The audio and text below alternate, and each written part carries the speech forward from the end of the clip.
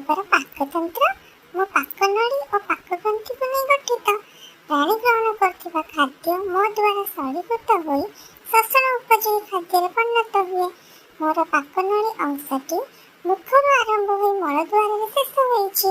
ମୋର ଅନ୍ୟ ଭାଗଟି ହେଲା ପାକଗ୍ରନ୍ଥି, ଯେମିତିକି ନାଳଗ୍ରନ୍ଥି, ଜଠର ଗ୍ରନ୍ଥି, ଯକୃତ, ଅଗ୍ନାଶୟ, ଆନ୍ତ୍ରିକ ଗ୍ରନ୍ଥି। ଦେଖ ଦେଖ, ମୁଁ ହେଉଛି ପାଟି। ମୋ ପାକନଳୀର ପରା ପ୍ରଥମ ଅଂଶ। ମୋତେ ଘେରି ରହିଛି ଉପର ତଳ ଓଠ। ମୋର ଭିତରକୁ ରହିଛି ମୁଖଗହ୍ୱର। ମୁଖଗହ୍ୱରର ଦୁଇ କଡ଼ରେ ରହିଛି ଗାଲ, ତଳେ ଜିଭ, ଉପର ଅଂଶରେ ତାଳୁ ଓ ଦୁଇ ମାଡ଼ିରେ ଦାନ୍ତ। ଆରେ ସବୁ ଶୁଣ ମ, ମୋତେ ଦେଖି ଲୋକ କହନ୍ତି କେଡ଼େ ଖିଲିଖିଲି ହୋଇ ହସୁଛୁ ମ। ଜାଣିପାରିଲନି, ମୁଁ ହେଲି ଦାନ୍ତ। ମୁଁ ମଣିଷର ଜୀବନକାଳ ମଧ୍ୟରେ ଦୁଇଥର ଆସେ, ଶିଶୁ ଅବସ୍ଥାରେ କ୍ଷୀର ଦାନ୍ତ ପରି ଓ 6 ବର୍ଷ ପରେ ସ୍ଥାୟୀ ଦାନ୍ତ ରୂପରେ। ବୟସ୍କ ଲୋକଠାରେ ମୋର ସର୍ବମୋଟ 32ଟି ପ୍ରତିରୂପ ରହିଛି। ମୋର ପ୍ରତିରୂପ ମଧ୍ୟରେ 4ଟି ପ୍ରକାର ରହିଛି।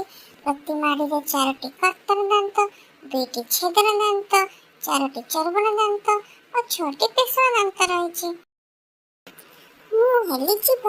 ମୋ ଦେହରେ ରହିଛି ସ୍ୱାଦ ମୁକୁଳ।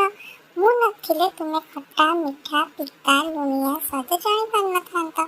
ସେତିକି ନୁହେଁ, ମୁଁ ତୁମକୁ କଥା କହିବାରେ ମଧ୍ୟ ସାହାଯ୍ୟ କରୁଛି। ସେଥିପାଇଁ ମନେ ରଖିଥାଅ, ଭଲରେ ମନେ ରଖିଥାଅ।